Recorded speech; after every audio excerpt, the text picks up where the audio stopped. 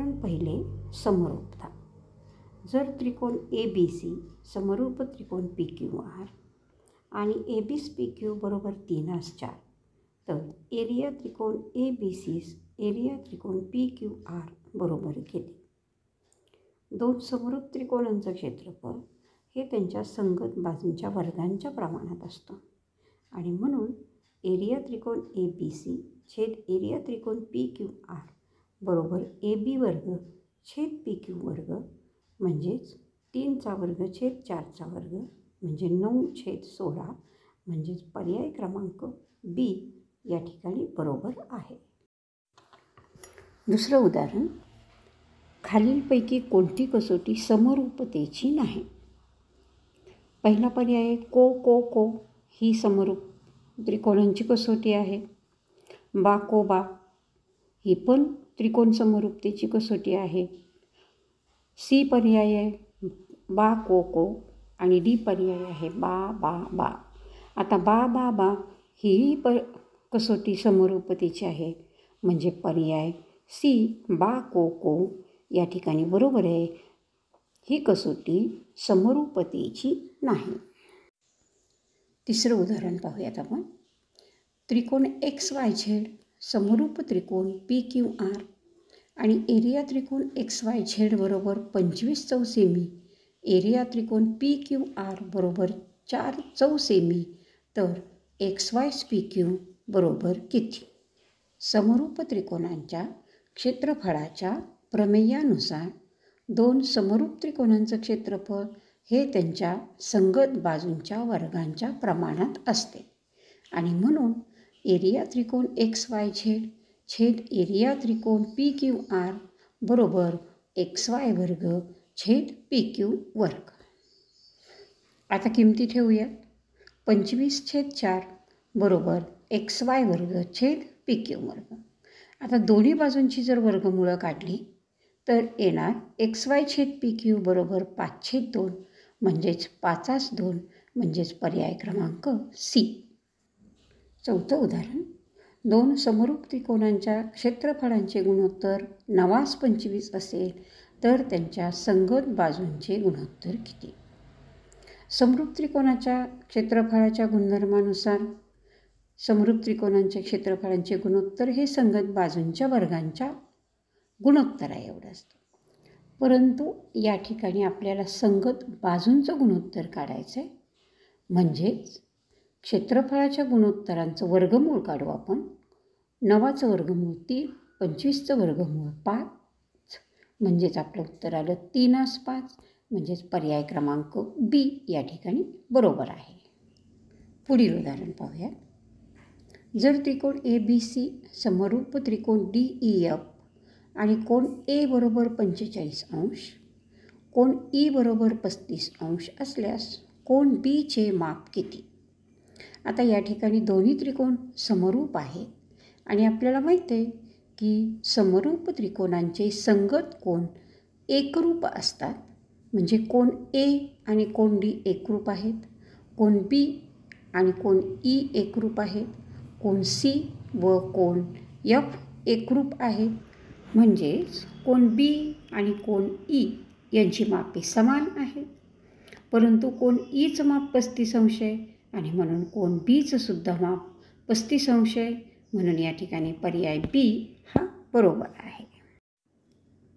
पुढील उदाहरण, आकृतीमध्ये रेख DE समांतर रेख BC तर पुढीलपैकी सत्यविधान कोणते? आता आकृतीचं निरीक्षण जर आपण केलं तर या ठिकाणी त्रिकोण ABC आहे आणि रेख DE हा बाजू BCला समांतर आहे आणि आपल्याला माहिती आहे की त्रिकोणाच्या एका बाजूला समांतर असणारी रेषा उरलेल्या दोन बाजूंना दोन भिन्न बिंदूत छेदत असेल तर ती त्यांना प्रमाणात विभागते म्हणजेच प्रमाणाचं मूलभूत प्रमेय. म्हणजेच या ठिकाणी काय असणार आहे की AD छेद DB बरोबर AE छेद EC म्हणजे पर्याय D बरोबर आहे. पुढील उदाहरण, जर त्रिकोण XYZ समरूप त्रिकोण PQR तर XY छेद PQ बरोबर वाय झेड छेद क्यू आर बरोबर किती. बघा आता या ठिकाणी हे दोन्ही त्रिकोण समरूप आहेत आणि आपल्याला माहिती आहे की समरूप त्रिकोणांच्या संगत बाजूंचं गुणोत्तर हे समान असते. म्हणजेच काय येणार तर एक्स वाय छेद पी क्यू बरोबर वाय झेड छेद क्यू आर बरोबर एक्स झेड छेद पी आर म्हणजे पर्याय ए या ठिकाणी बरोबर आहे. पुढील उदाहरण, जर त्रिकोण ए बी सी समरूप त्रिकोण यल यम यन आणि कोण ए बरोबर 60 अंश असल्यास कोण यल बरोबर किती. आता या ठिकाणी परत दोन्ही त्रिकोण जे आहेत ते समरूप आहेत म्हणजे त्यांचे संगत कोण सुद्धा एकरूप असतात. मग कोण एचा संगत कोण यल आहे म्हणजे जेवढं माप कोण एच आहे तेवढंच माप कोण यलचं सुद्धा आहे आणि एचं माप 60 अंश आहे म्हणून यलचं सुद्धा माप 60 अंश आणि म्हणून पर्याय बी या ठिकाणी बरोबर आहे. पुढचं उदाहरण, त्रिकोण डी ई एफ व त्रिकोण एक्स वाय झेडमध्ये डी ई छेद एक्स वाय बरोबर ई एफ छेद वाय झेड आणि कोण ई व कोण वाय एकरूप आहेत तर त्रिकोण टी ई एफ व त्रिकोण एक्स वाय झेड हे कोणत्या कसोटीनुसार समरूप होतील. आता या ठिकाणी दोन बाजूंचं गुणोत्तर हे समान आहे आणि ह्या दोन्ही बाजू संगत बाजू आहे. त्याचबरोबर त्या दोन बाजूंच्या मधला कोन एकरूप दिलेला आहे म्हणजेच या ठिकाणी येणार आहे कसोटी बा को बा समरूपता कसोटीनुसार हे दोन्ही त्रिकोण समरूप आहेत म्हणजे पर्याय बी या ठिकाणी बरोबर आहे.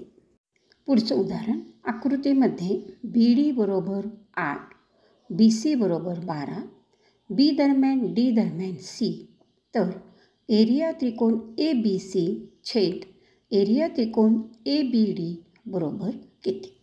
आता आकृतीचं निरीक्षण केलं तर आपल्याला लक्षात येईल की त्रिकोण ए बी सी आणि त्रिकोण ए बी डी हे एकाच शिरोबिंदूतून काढलेले त्रिकोण आहेत म्हणजेच त्यांची उंची ही समान असणार आहे आणि आपल्याला माहिती आहे समान उंचीच्या त्रिकोणांचं क्षेत्रफळ हे त्यांच्या संगत पायांच्या प्रमाणात असतं म्हणजेच येणार आहे बी सी छेद बी डी म्हणजेच 12/8 4 त्रिक 12 4 दुणे 8 3/2 म्हणजेच 3/2 पर्याय क्रमांक बी या ठिकाणी बरोबर आहे.